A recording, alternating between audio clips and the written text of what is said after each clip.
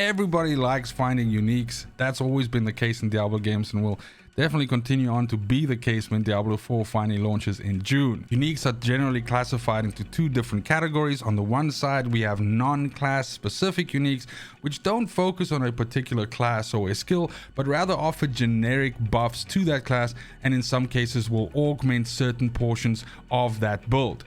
On the other side of the spectrum, we of course have class-specific uniques, which are for particular skills and for particular builds, and many times can be considered best in slot depending on what you want to do with that class. I've created a bunch of these videos looking at all of these different uniques, and today is the last one, and that means we're looking at the Sorcerer. Right off the rip, we have a unique amulet called Isadora's Overflowing Cameo. This rolls with resistance to all elements, non-physical damage, crackling energy damage, ranks to shocking impact, and movement speed. The aspect on here says that upon collecting crackling energy, there's a 10% chance to release a lightning nova, dealing a number of lightning damage. Now, crackling energy is a unique thing to the Sorcerer itself. When you deal damage with certain skills, most of these are lightning skills, of course, then there's a chance for a little crackling energy orb to drop on the ground. You can pick these up. I think you can stack a maximum of 12 or 15 of these right off the top of my head. Let's go with 12. This really doesn't matter. Now you can stack these on. Now there's a bunch of different things that you get as a benefit from crackling energy. There's ways for you to augment this to give you, additional movement speed when you pick one of these up and all of that. But fundamentally how these work is that if an enemy comes to within a certain range of you, this crackling energy will fire off, consuming one of these little orbs and basically deal damage to those enemies. Now this just says that you will get, every time you collect one of these, there's going to be a 10% chance that right there at that very moment in time, you will pulse a lightning nova and deal a bunch of damage. If you are playing a build that has 2 or 3 skills that garner you these crackling energies that has them dropping all over the place, this is just a way for you to essentially get just a little bit of additional damage that cranks out, every 10%, of a chance that every time you pick up one of these, it cranks out one of these lightning novas and you get a little bit of like an AoE going on there. I don't think this is necessarily strong enough to be in your amulet slot, which is generally considered one of the, I would say, super important slots on a character's build. So to me, this isn't really, all that. Then next up we have some unique boots, Isu's Heirloom, and this is dodge chance while evading, movement speed for a certain amount of seconds on an elite kill, shrine buff duration, and reduced duration of enemy slow. So this boots is very much about keeping your movement speed going, doubling down on that movement speed once you net yourself an elite kill or a pack kill, and then also just increasing the duration of those buffs that you get from shrines. Those shrine buffs can make you invulnerable, they can make you deal more damage, they can increase your speed, they can like a whole bunch of stuff. So this is pretty cool. The aspect on here says that your critical strike chance is increased by 15 to 25% of your movement speed bonus. Now correct me if I'm wrong, but movement speed caps out at 25%, so the maximum amount that you can give yourself of additional movement speed is 25%. So once you hit that cap of 25% and you have the best possible version of these boots, then you will be able to give yourself a flat 7.5% increase to your critical strike chance, which really isn't all that bad, to be honest. The fact that these boots already give you movement speed, give you the shrine buff duration, give you the added speed when you kill packs, really makes this suited for clearing content very fast, doing nightmare dungeons, going apeshit, and you have all this additional movement speed. And then if you're building a build that focuses on, let's say, getting your critical strike chance as high as possible, maybe getting it close to 35-40%, something like that, and then stacking a bunch of critical strike damage so you can capitalize from that additional strike chance, then this is a nice little fat little juicy 7.5% chunk to that. So I think this is okay. Then we have Flame Scar, which is a unique wand. This wand has lucky hit chance on it, thereby increasing the lucky hit chance of whichever skill you're using with it. This has damage to burning enemies, damage to healthy enemies, lucky hit chance to burn, and ranks to incinerate. Incinerate is of course the flamethrower from your fucking hand skill that the Sorcerer has I think it's maybe rude of me to say the least impressive skill for me of the fucking Sorcerer, but this says that while channeling Incinerate, you periodically shoot embers that are attracted to enemies, each dealing a certain amount of fire damage. I think this is a phenomenal upgrade to Incinerate, because Incinerate, like I said, is like a fucking hose of fire that you shoot out, and this means that you know, it's really good at like hitting enemies in a line and dealing damage to them, but it's not necessarily that great at doing AoE damage to the enemies around your target. This aspect here does exactly that and augments it in such a way that you are now also like shooting out these, let's imagine them as fire missiles, and these are also like dealing damage to enemies. So I like that. It's if you're gonna be an Incinerate guy, then you might want to get your hands on Flame Scar. Then we have Gloves of the Illuminator, which is some unique gloves for the Sorcerer. This has critical strike chance on it. It has attack speed for Fireball. This has lucky hit stun chance, and it has ranks to Fireball. The aspect on here says that Fireball now bounces as it travels, exploding each time it hits the ground, but its explosion deals a percentage less damage. So this means that you like, Fireball would fly in a straight line. It's essentially like a giant molten glob of fire that you throw in an area. So it fires in a straight line. This means that now, instead of going in a straight line, it's going to bounce, and every time that it makes contact, it's going to deal some additional damage. So there could be cases like, for example, it happens to you all the time where you shoot a fireball and it ends up missing an enemy or something like that because the enemy moves out of the way. This augments that and makes it so that the fireball touches down in areas and actually deals damage to them. This could be very good at dealing with the you know, trash and everything like that, but you take a heavy, you know, like damage nerf here, where even if you get the best possible version of this, then it's 65% less damage on your fireball. So yeah, I mean, we're gonna have to test this out. I'm not a massive fan of fireball to begin with. I prefer something like frozen orb or chain lightning, but yeah, we'll test it. Then next up we have Iceheart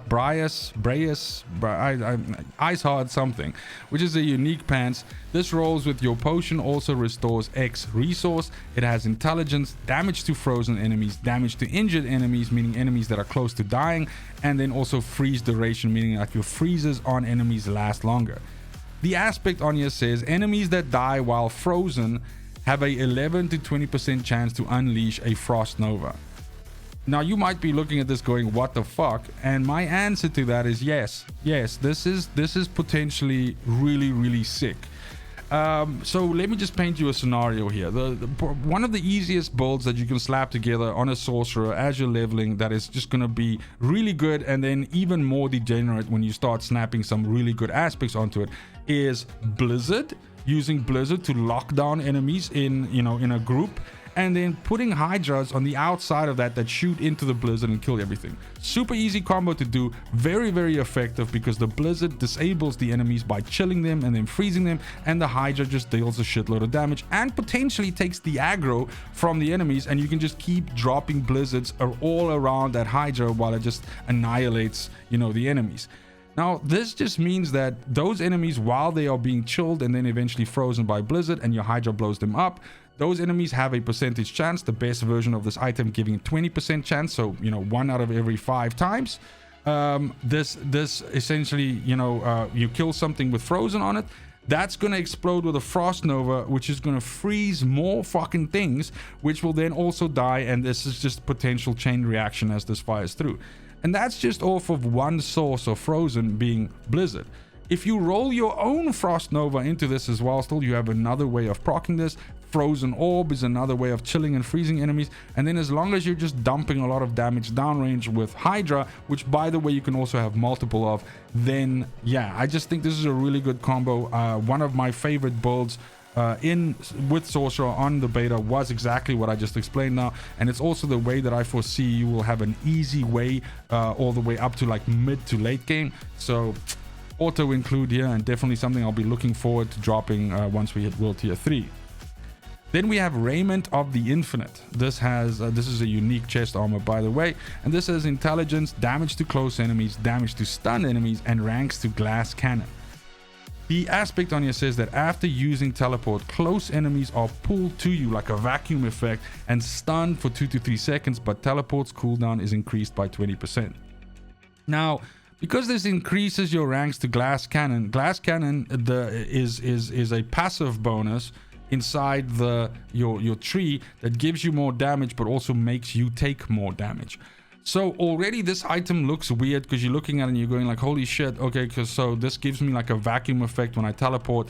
That means that teleport, you'll be using it offensively, whereas generally teleport is considered a movement skill, and B, a way for you to get out of danger. So this is a way for you to use teleport offensively, and then you might be thinking, okay, why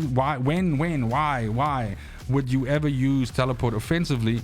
And the answer is PvP. A lot of these videos that I've done, I've been looking at these items, and we tend to look at them in the lens of like, this is, you know, really good against packs, this is really good against elites, this is really good against trash clear, this is really good against bosses. But we do have to remember that this game also has PvP in it, and there are going to be some skills which are going to be potentially even better if you use them against other human beings. Depending on how, you know, PvP turns out to work in Diablo 4, because we don't really know, we haven't seen a lot of it, and certainly haven't experimented with it. But if it's not a dumpster fire and it's just about, you know, one hit Charlie is just jumping on you and, you know, hitting you immediately, if it actually turns into real PvP, meaning like there's opportunities for you to CC and to escape CC and to work in ways in which you trap enemies and then deal damage to them, all of that, then this can be exceptionally good because of the fact that you will jump onto an enemy. This effect will pull the enemy onto you, right, and stun them. And then at that time that they're stunned, 2 to 3 seconds, you can basically dump some AoEs on them. Maybe you put a blizzard on them and a fucking Hydra next to that blizzard. You never know. So that's not to say that this item won't be good in other situations. I mean, you can literally just teleport onto enemies and then just, you know, a Frost Nova. And then and as long as that Frost Nova connects on most of those enemies, then you don't have to worry about them damaging you, and you've got some more additional seconds to essentially eviscerate them. So it's not to say that this is only a PvP item, but I think at least a trend that I've been seeing in all of these uniques that we've been reviewing in all of these videos is that there's usually 1 to 2 items which have you know, a good application, but somehow even a spicy application when it comes to PvP. Staff of Endless Rage is our second last item in our list here. It's a unique staff, and this has damage to crowd controlled enemies, core skill damage, attack speed for fireball, lucky hit, slow chance, and also ranks to fireball. So a lot like the gloves of the Illuminator we were looking at before, only this shit is in a staff. This says that every third cast of fireball launches 2 additional projectiles. Now we're talking. So this is really cool because every 3 fireballs is 3 fireballs. so you are tripling down on fireballs when you cast them every 3rd time. It's like the power of 3s. But can you imagine combining this with gloves of the Illuminator? Just now you're just shooting out like instead of 1 bouncing fireball that puts AoEs all over the floor, now you're sending out fucking 3 bouncing fireballs putting AoEs all over the floor.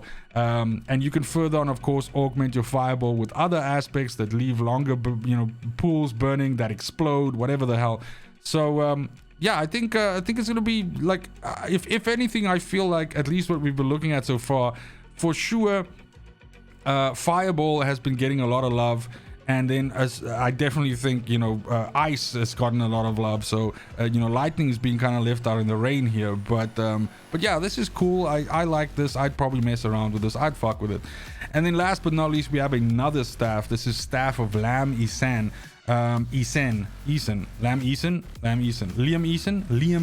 Staff of Liam Neeson. Okay, got it.